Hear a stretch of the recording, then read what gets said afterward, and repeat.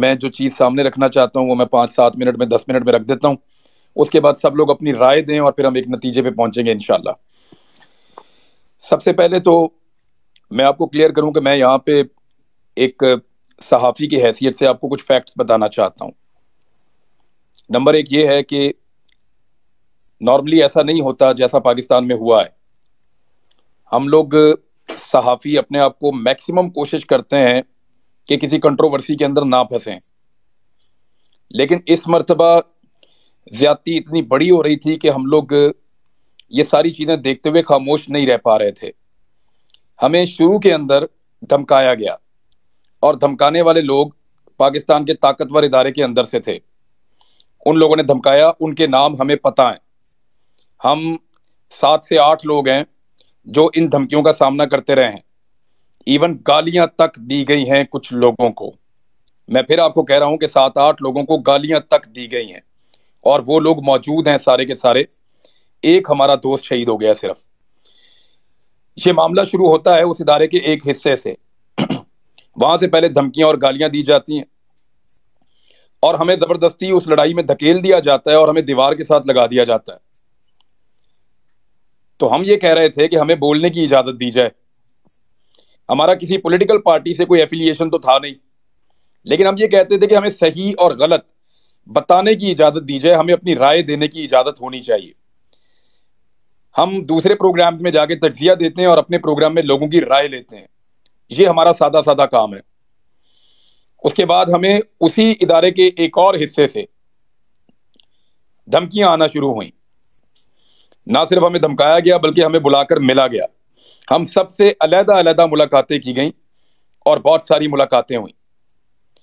اور جب ہمارے سوالوں کے جواب ہمیں نہیں ملے، ہم آپس میں سب لوگ بات کرتے رہے ہیں. ہم سب ان کے نام جانتے ہیں، ہمیں تاریخیں یاد ہیں، ہم سب جانتے ہیں کب کب کس کس نے ہمیں کیا کہا تھا، کس طرح دھمکایا تھا اور کیا کیا تھا. ہم سب لوگ بڑے عجیب و غریب حالات سے گزرے ہیں. صابر شاکر صاحب نے اس کو سب سے پہلے پریمپٹ کر لیا تھا. وہ پاکستان سے چلے گئے کیونکہ ان کو آئیڈیا تھا کہ آنے والے وقت میں اس رجیم چینج آپریشن کے بعد کیا ہونے والا ہے. صابر بھائی نے مشورہ بھی دیا تھا کہ یہ وقت عقل مندی سے کام کرنے کا ہے، آپ لوگ پاکستان میں نہ رکیں. لیکن کچھ لوگ اپنی مجبوریوں سے پاکستان میں رک گئے. ہم میں زیادہ لوگ ایسے نہیں ہیں جو سوشل میڈیا کے اوپر کام کرتے ہوں. میں اور صابر بھائی 2 ایسے لوگ تھے جو زیادہ سوشل میڈیا پر کام کرتے تھے. ہمیں اگر نوکری سے نکال بھی دیا جاتا تو ہم پاکستان سے باہر شفٹ ہو سکتے تھے. تو صابر بھائی کی تو نوکری چلی گئی، اے آر بھائی کی وہ پاکستان سے باہر شفٹ ہو گئے. اس کے بعد ان کے چینل کو دھمکایا گیا کہ اس کو تنخواہ بھی نہیں دینی. صابر بھائی کو یہ دھمکی بھی دی گئی کہ ہم آپ کو جہاز میں سے اٹھوا لیں گے. اور اس کے باوجود وہ پاکستان سے باہر جب چلے گئے تو انہوں نے اپنی جو حق بات ہے، جو ان کو ٹھیک لگتی تھی، وہ کہتے رہے. جو پاکستان میں لوگ موجود تھے ان سب کو کیا کیا دھمکیاں دی گئیں، کتنا ان کو ٹریپ کیا گیا. ایون ان کے کاروبار، ان کی فیملیز، ان کا تمام نظام اس کو ڈسٹرب کر دیا گیا. ایک ایک آفیسر کو ایک ایک بندے کے اوپر لگایا گیا. اس کے لیے زمین تنگ کر دی گئی. کسی کے گھر ڈرونز آ رہے ہیں، کہیں پہ میرے تو گھر کی بیک سائڈ پہ لا کر انہوں نے بندہ مار دیا ایک رات کو. ایکسٹریم قسم کی حرکت کی. یہ سارے ظلم ہوتے رہے ہمارے اوپر. لیکن ہم یہ سوچتے رہے ہمیشہ کہ ایک وقت آئے گا کہ یہ ایک ٹیکٹسز ہیں، بس ٹھیک ہے، یہ ہمیں پریشان کر رہے ہیں، ایف آئی آر دے رہے ہیں، یہ معاملہ ختم ہو جائے گا. ہمارے لیے یہ لڑائی اتنی رہ گئی کہ جب یہ رجیم چینج آپریشن ریورس ہو جائے گا اور جب پاکستان کی اسٹیبلشمنٹ میں ایک بڑی تعیناتی کے بعد تبدیلی آئے گی تو ہمارا بھی یہ ہوگا کہ چلیں ٹھیک ہے، جن لوگوں نے کیا وہ بھی چلے گئے اور ہم لوگوں نے جو کیا وہ بھی ٹھیک ہو گیا. معاملہ چلو، معاملہ کسی طرح ریزالو کی طرف جا رہا ہے. ہمیں لگتا تھا، ہم ایسے سوچنا شروع ہو گئے تھے چیزوں کو. میری ارشد بھائی سے بات ہوئی تو وہ بھی چاہتے تھے چیزیں حل ہو جائیں. ان کا بھی مقصد یہ تھا کہ پاکستان کو نقصان نہ ہو اور پاکستانیوں کے ساتھ جو دھوکہ کیا گیا ہے اس دھوکے کا ازالہ ہو جائے. ہم کسی لڑائی کو اینڈ تک مکمل لڑنا نہیں چاہتے تھے. ہم نے اس کو کوئی عزت بیزتی کا یا لڑائی کی کوئی وجہ نہیں بنایا ہوا تھا اس ساری صورتحال کو. صابر شاکر صاحب کو بھی پتا تھا کہ جب کبھی رجیم چینج کرنے والوں کا طاقت میں کمی ہوگی یا وہاں پہ تعیناتیاں تبدیل ہوں گی تو ہم بھی پاکستان آ جائیں گے اور پھر نئے لوگ اپنی غلطی کا ادراک کریں گے اور پاکستان آگے بڑھ جائے گا. لیکن اس سارے آگے بڑھنے میں ہم نے اپنا ایک آدمی کھو دیا. اب ہمیں بہت تکلیف ہوتی ہے. میں سیریسلی آپ کو بتا رہا ہوں، میرا صرف 8-9 مہینے کا تعلق ہے ارشد شریف سے، اس سے زیادہ نہیں ہے۔ اس 8-9 مہینے کے اندر پتہ نہیں اس آدمی نے کیا کیا، مجھے روز تکلیف ہوتی ہے۔ میں اپنی زندگی میں مجھے نہیں یاد کہ میں کبھی رویا ہوں، یعنی جب سے میں نے ہوش سنبھالا ہے۔ اب مجھے بڑا معیوب لگتا ہے، لیکن اس واقعے نے مجھے بیچ میں رلا بھی دیا ایک دفعہ، مجھے اتنی تکلیف ہوئی ہے۔ تو ارشد شریف بھائی نے اس لڑائی کو ایک اور لیول پہ لے گئے، وہ اپنی قربانی دینے کے بعد۔ ہم یہ سارا کچھ بھولنے کو تیار تھے، لیکن ہمارا ایک آدمی شہید ہو گیا ہے، ہمارا خون بہہ گیا ہے، اب ہمیں انصاف چاہیے۔ ہم انصاف مانگنے کی کوشش کر رہے ہیں، بڑے عرصے سے انصاف مانگنے کی کوشش کر رہے ہیں۔ جس دن اس کا جنازہ تھا، اس سے پہلے تمام صحافیوں کو بلا کر ایک پریس کانفرنس کی گئی، اور اس دن بھی اس کے موقف کو غلط ثابت کرنے کی کوشش کی گئی۔ دس از ناٹ فیئر۔ اس کی لاش کا مذاق اڑایا گیا، ہم اس کو کبھی نہیں بھولیں گے۔ ٹارچر کے بھیانک تجزیے پیش کیے گئے، ہمیں اتنی تکلیف دی، میں 2 دن جاگتا رہا ہوں۔ جس کو میں فون کرتا تھا، میرے دوست وہ رو رہے ہوتے تھے کہ یار اتنا ٹارچر کیا ارشد شریف پہ۔ میری ان سے وہ بہت زیادہ بات نہیں ہوتی تھی، لیکن دل کے بہت قریب تھا۔ جب میں گرفتار تھا، یہاں پہ جویریہ بھابی موجود ہیں، ان سے پوچھیے گا، ارشد بھائی نے ٹک ٹاک بنانا سیکھا صرف اس لیے کہ عمران ریاض گرفتار ہے، میں ویڈیوز بنا کر اس پہ ڈالوں گا۔ وہ آدمی ساری ساری رات جاگتا تھا۔ میں صرف ایک ہی چیز مجھے آرام نہیں کرنے دے رہی اس وقت سے، میں یہی سوچتا جا رہا ہوں کہ اگر میں مر جاتا اس لڑائی میں تو ارشد شریف کیا کرتا؟ وہ تو کبھی چین سے نہیں بیٹھتا، ارشد بھائی کبھی چین سے نہیں بیٹھتا۔ یہ چیز مجھے سکون نہیں لینے دے رہی، میں رات کو صحیح سے سو نہیں پا رہا، بہت تکلیف میں ہوں۔ ہم اس لڑائی کو بھولنا چاہتے تھے، ہمیں لگتا تھا کہ 8-10 مہینے میں 15 مہینے میں برے دن ٹل جائیں گے، اچھے دن آ جائیں گے، رجیم چینج آپریشن ریورس ہو جائے گا، ہم بھی سرخرو ہو جائیں گے، اور آئندہ پاکستان میں اس طرح کے تجربات کرنے سے پہلے یہ لوگ 10 مرتبہ سوچیں گے۔ ہمیں تو اس لڑائی کا اختتام یہ لگتا تھا، کوئی ذاتی پرسنل چیزیں نہیں تھی، لیکن ہمارا بھائی مار دیا ہے۔ اب یہ ایسے اتنے آرام سے ختم ہوگا نہیں، اب یا تو ہمیں بھی مارو یا پھر ہمیں انصاف دو۔ انصاف کے لیے ہم عدالتوں کے دروازے کھٹکھٹا رہے ہیں۔ ہم نے اس عدالت کا دروازہ کھٹکھٹایا ہے جس کا دروازہ ارشد بھائی نے اپنی زندگی میں کھٹکھٹایا تھا۔ اس کو بھی یقین تھا اس کو انصاف ملے گا تو عدالت سے ملے گا۔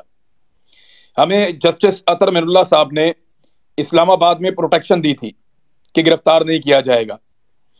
مجھے جب ضمانت ملی تو عدلیہ سے ملی تھی کہ اس کے اوپر جھوٹے مقدمے ہیں، اس کو رہا کیا جائے۔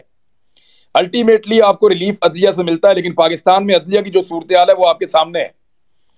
یہاں بہت زیادہ دباؤ ہے اداروں کے اوپر، اسپیشلی پاکستان کی عدلیہ کو ہمیشہ دباؤ میں لینے کی کوشش کی جاتی رہی ہے، اور ہمیں ایسا لگتا ہے کہ ارشد بھائی کا خون جو ہے وہ کمپرومائز ہو رہا ہے۔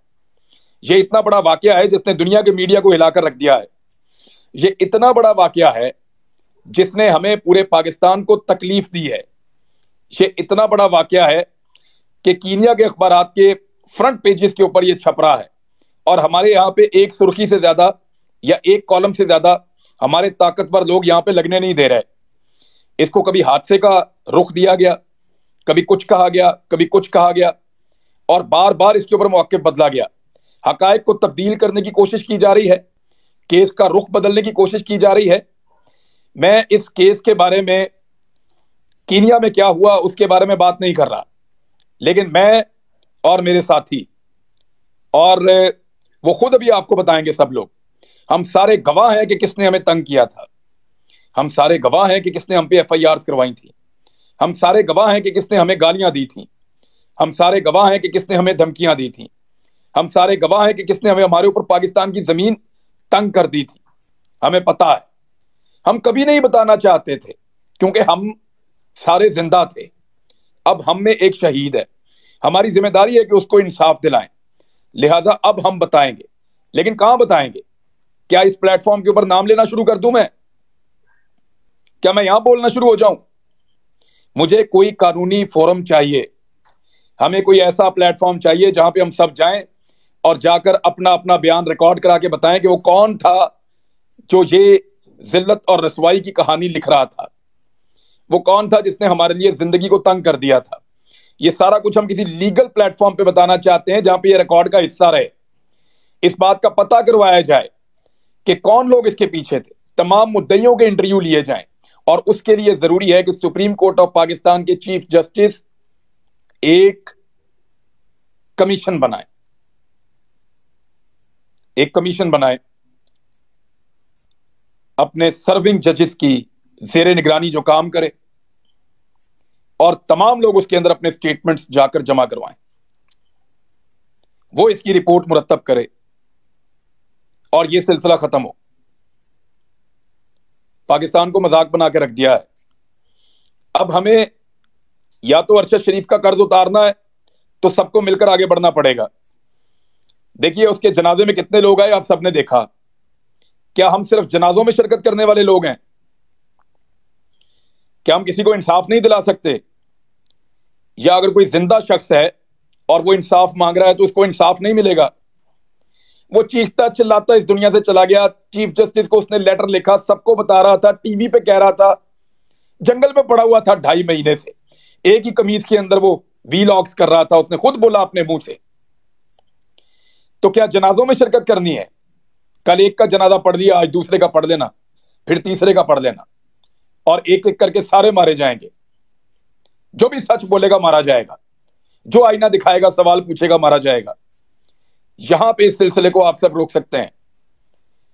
مجھے آپ سے یہ کہنا ہے کہ میرے پاس ایک طریقہ ہے آئین اور قانون کے مطابق، اور وہ طریقہ ہمیں ارشد شریف نے بتایا ہے کہ قانون کے مطابق انصاف مانگو، خط لکھو، چیف جسٹس آف پاکستان کو خط لکھو۔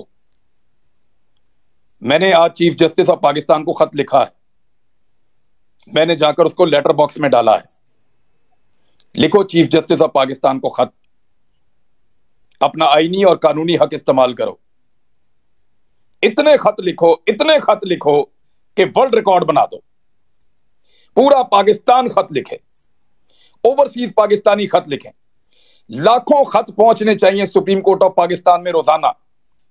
آج شروع ہو جائیں، اگلے 10 دن تک خط لکھیں، روز خط لکھیں، سارے خط لکھیں، بچے لکھیں، خواتین لکھیں، بزرگ لکھیں، نوجوان لکھیں، سٹوڈنٹس لکھیں، مزدور لکھیں، تمام لوگ خط لکھو، لکھو خط اور بھجواؤ چیف جسٹس آف پاکستان کو، جھنجھوڑو اپنے ایوانوں کو، اور وہاں خط میں صرف چھوٹی سی ڈیمانڈ کریں اپنے الفاظ میں کہ ارشد شریف کو انصاف دلوائیے اور ایک انڈیپینڈنٹ جوڈیشل کمیشن بنوائیے جہاں پہ جا کر ہم تمام حقائق رکھیں۔ ہم یہ گھنونے حقائق قوم کے سامنے نہیں رکھنے چاہتے۔ کپڑے اتارنے کا شوق کسی اور کو ہوگا، ہمیں کسی کے کپڑے اتارنے کا یا کسی کو ذلیل کرنے کا شوق نہیں ہے۔ یہ ہمارا اپنا ادارہ ہے، ہمارے اپنے لوگ ہیں، لیکن اگر ہم کچھ بتانا چاہتے ہیں تو ہمیں ایک فورم چاہیے جہاں پہ جا کے ہم یہ ساری انفارمیشن دیں۔ تو میں آپ کو یہ نہیں بتا سکتا، میں نے صابر بھائی کو بتایا ہے کہ یہ کیسے ہوا خط لکھنے والا معاملہ، لیکن یہ ارشد بھائی کا آئیڈیا تھا۔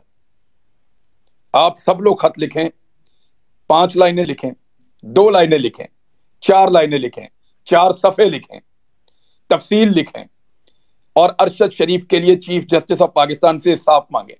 لکھنا کیا ہے؟ صرف to the chief justice of Pakistan Urdu میں لکھیں یا انگلش میں لکھیں، اپنی ریکویسٹ کریں، لفافے میں ڈالیں، ٹکٹ لگوائیں، اور لیٹر باکس میں ڈالتے ہوئے اپنی 10 سیکنڈ کی ویڈیو بنا لیں۔ جب آپ اس کو لیٹر باکس میں ڈال رہے ہوں تو اپنی 10 سیکنڈ کی ویڈیو بنا کر یہیں پہ بھی ہم لوگ طے کر لیں گے، بہت سارے ایکسپرٹ موجود ہیں، کہ اس کا کوئی ہیش ٹیگ بنا لیں یا کوئی اس کی کمپین لانچ کر دیں۔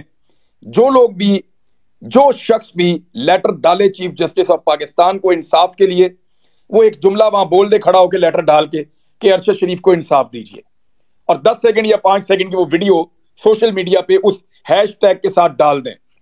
ہم چاہتے ہیں کہ اتنے خط لکھو کہ ورلڈ ریکارڈ بن جائے۔ مانگو انصاف تب تک جب تک ملتا نہیں ہے، اور یہ آئینی اور قانونی رستہ ہے۔ آپ سب لکھیے چیف جسٹس آف پاکستان کو خط، سب لکھیے، 10 دن تک خط لکھیے، اس کے بعد کیا کرنا ہے اللہ اور رستہ دکھائے گا انشاءاللہ۔ صابر بھائی آپ بات کیجئے۔